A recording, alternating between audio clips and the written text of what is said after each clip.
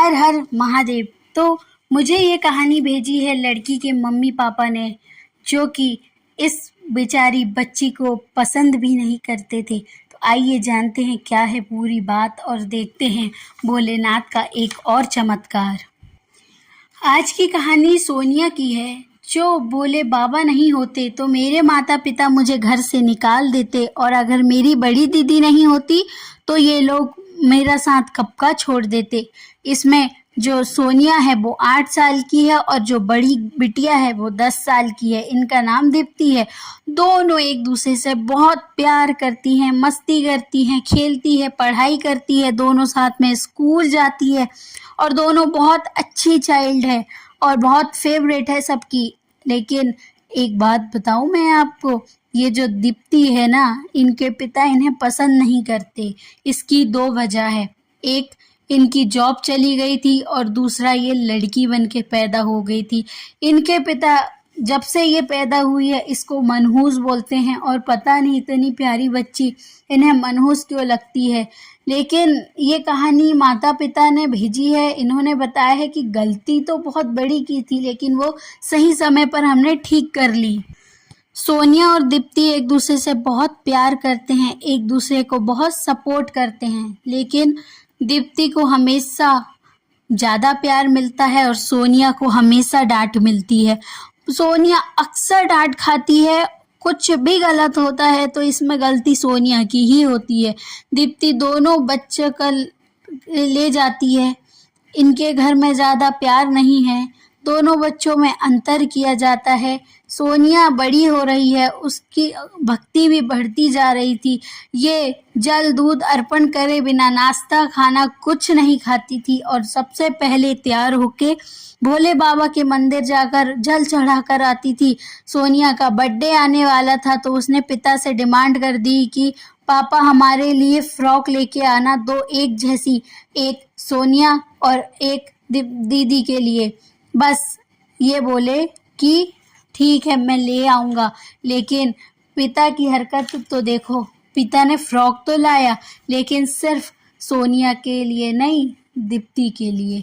सोनिया तो को कह दिया कि मेरे पास इतने पैसे नहीं है कि मैं फालतू में तेरे लिए खर्च करूँगा और तेरे फालतू खर्च उठाऊँगा। तभी दीप्ति रोते हुए बोली कि पापा आपने ऐसा क्यों किया, उसके लिए भी क्यों नहीं लाए। तो वो बोलते हैं कि चुप हो जा और ये फ्रॉक पहन के आ। सोनिया बोली कोई बात नहीं दीदी, मैं अपने पुराने बर्थडे की फ्रॉक पहन लूँगी, वो भी तो बहुत अच्छी लगती है ना, और वो मुझे पसंद भी है और मैं उसमें बहुत अच्छी लगूंगी। आप ये पहन के आओ ना, मेरे बर्थडे में आप यही पहनना, आप बहुत अच्छी लगोगे। जिसका बर्थडे था उसके लिए तो लिया नहीं, जिसका नहीं था उसके लिए ले लिया। लेकिन दोनों बहनों में सोनिया को ताना हमेशा डांट पड़ती थी। पापा के पीछे भी चलती थी तो डांट खाती थी, पापा के आगे चलती थी तो डांट खाती थी। उसे बस बोला जाता था कि तू मनहूस है, मनहूस थी और मनहूस ही रहेगी। जन्मदिन के 3 दिन पहले पापा बोलते हैं ये स्कूल जाने के लिए लेट नहीं होती। तब माँ ने कहा कि नहीं, स्कूल तो टाइम पर जाती है। तब दीप्ति बोली पापा गुस्सा मत करो, बर्थडे है उसका। बोलता है कि बड़े मत बनो तुम सारे, उसको आज बताता हूँ, बुलाओ उसे, कहाँ है गई है वो। बाबा को जल चढ़ाने गई थी, पापा ने इसको धक्का मार दिया और जाने को मना कर दिया। तब दीवार से जाके टकरा गई और उसको बहुत जम से चोट लगी। ना माँ ने पूछा ना ही पापा ने कि बेटा कहाँ लगी है।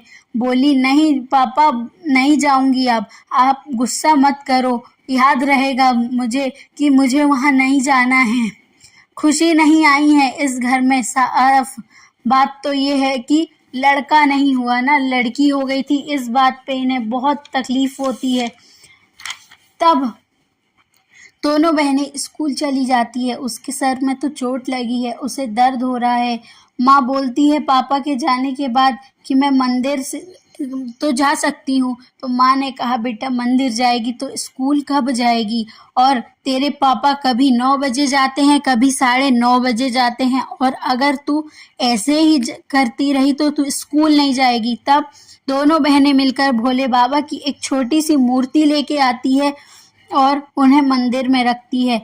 घर में लेके आ गई और छत में खेल रही थी। पिताजी दोनों बेटियों पर आकर गुस्सा करने लगे, डांट दिया और दोनों नहीं खेलेगी ये बोलकर एक सोनिया को धक्का मार दिया और वो जाकर सीढ़ी से नीचे गिर गई।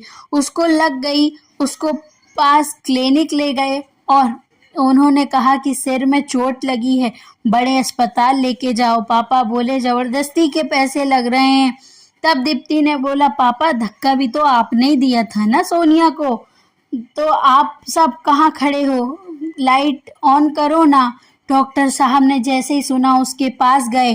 क्या क्या बोला बच्चे ने, हमें समझ नहीं आया, फिर से बोलना। बेटा अंकल नमस्ते, तुम दिख रहे नहीं रहे हो, दर्द हो रहा है। हाँ ठीक हो जाओगी बेटा, लाइट ऑन कर दो ना, मुझे दिख नहीं रहा है। आई स्पेशलिस्ट को बुलाया तो उन्होंने बोला कि ये जन्म से देख नहीं सकती। उसके पापा ने बोला कि आप कुछ भी बोल रहे हैं, हमारी बेटी है, हमें पता है कि वो बचपन से सारी चीजें देख रही है, सबसे बात करती है, खेलती है, तो गिरने के बाद बच क्यों गई, ऐसा बोलते हैं उसके पापा और बोलते हैं कि मनहूस काश तू आज मर ही जाती। डॉक्टर ने कहा इसकी आंखों की रोशनी कभी ठीक नहीं हो सकती।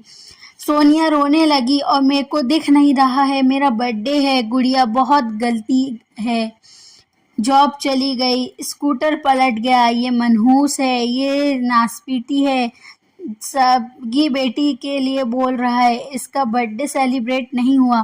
भोले बाबा तो मंदिर में आ गए थे। ये रोज पूरे घर में दीवार में हाथ रखकर महादेव पर जल चढ़ाती थी और वो जल यहाँ से वहाँ गिर जाता था, तो इसके लिए भी डांट खाती थी। उसको वहाँ ले जाकर बंद कर दिया, एक कमरे में फेंक दिया और स्कूल जाने से भी मना कर दिया। उसने दीदी से सब कुछ पूछती थी कि स्कूल में क्या हुआ। मेरे फ्रेंड्स ने बताया आपने कि मैं आऊंगी बाद में, अभी मेरी तबीयत ठीक नहीं है। इनके पिता ने ये बात सुन ली और कहा कि तुम इस कमरे से अब कभी बाहर नहीं जाओगी। तो बोली ठीक है पापा, आप गुस्सा मत करो। पिता बोला गुस्सा तो तेरी शक्ल देखकर ही आ जाता है, तू पनौती पैदा हुई है, तब से मनहूस है तू, ज्यादा बात नहीं करती, इससे देख नहीं सकती ना, तो कम बढ़ गया है और जिंदगी बेकार कर दी है इसने। माँ भी उसे ये ताना देती है। ये सब बच्ची रोज सुनती थी, बस इसका एक सहारा था, महादेव। बाबा मुझे देखना है, मुझे ठीक कर दो। मेरी बड़ी बहन बोलती है कि मुझे छत पे जाना है, ये छत पर ले जाती है और करती ये है कि वो छत पर ले जाते हैं। पापा मम्मी दोनों बड़ी गुड़िया को इशारे से अपने पास बुला लेते हैं और दरवाजा बंद कर देते हैं। और इनकी छत खुली थी एक साइड से, और अगर वो बेटी गिर जाती तो वो ये चाहते थे कि वो गिर जाए और उसे ऐसी कहीं चोट आ जाए जिससे वो मर जाए। सोनिया के लिए गिफ्ट लेके आए, ये वो बोलकर दीप्ति को तो ले गए और दीदी को ढूंढते ढूंढते सोनिया नीचे आने लगी।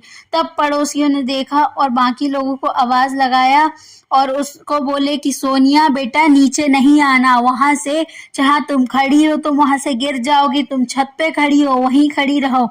तब ऐसा लगा जैसे सोनिया का किसी ने पैर पकड़ लिया, एक रस्सी जैसे उसके पैर में बंध गई और उसे खींचते हुए बीच छत पे ले गई। सोनिया के पैर में एक रस्सी जैसी बंध गई और उसे खींचते हुए बीच छत पे ले गई। और जब सोनिया ने उसे छू के देखा तो उसे पता चला कि ये तो सांप है। तो सोनिया ने उसे छू के जब देखा तो हाथ जोड़ ली और कहा भोले बाबा ये तो आप हो, मेरी रक्षा करो। तब लोगों ने जबरदस्ती इनके घर का दरवाजा खोला और ऊपर आए। रस्सी पैर में बांधा है ये कहकर वो सबको बताती है कि मुझे खींचकर कोई छत में ले आया था और मैं यहाँ छत पे हूँ। मैंने बहुत लंबा सांप देखा और वो सांप के पास पड़ी थी तो उसे कोई हाथ भी नहीं लगाना चाह रहा था और सबको डर भी लग रहा था कि बच्ची को कहीं कुछ हो ना जाए। पापा ने फिर इसको धक्का दे दिया और जब ये नीचे गिरी तो जो सांप था वो जाके अपना पूरा फन फैला के बैठ गया और गुड़िया को बचा लिया। बोल रही है मेरे को उठाओ, तब लोग डर के कारण तो पीछे हो गए, पर बहुत बड़ा सांप था। पिता 3 सीढ़ी ऊपर चढ़े गए। गुड़िया ने छूकर बोला यही था ऊपर। गुड़िया बोली पापा लाइट ऑन हो गई और भोले की कृपा से देखने लग गया और सांप देखकर पीछे हुई बोली, ये तो बाबा का सांप है। गुड़िया ने उठाया और धन्यवाद बोली और सांप को घर से बाहर छोड़ दी। और गुड़िया के पास आज भी पावर है और ये हर शिवरात्रि में नाग का जोड़ा आता है। ये दुनिया के किसी भी कोने में हो, वो नाग का जोड़ा इससे मिलकर जाता है। और इसके ऐसा चमत्कार किया महादेव ने कि आज भी ये बच्ची को इसके मम्मी पापा सारा मोहल्ला सब कुछ भोले बाबा की ही देन मानता है और भोले बाबा का ही आशीर्वाद मानता है। और आज इनके मम्मी पापा इनसे बहुत प्यार करते हैं और ये आज एक बहुत अच्छी जॉब में है और अपनी लाइफ में बहुत खुश है। तो जैसे चमत्कार इनके ऊपर किया, ऐसे ही महादेव आपकी ज़िंदगी में भी करेंगे। बस उसका इंतज़ार करो और खुश रहो। धन्यवाद।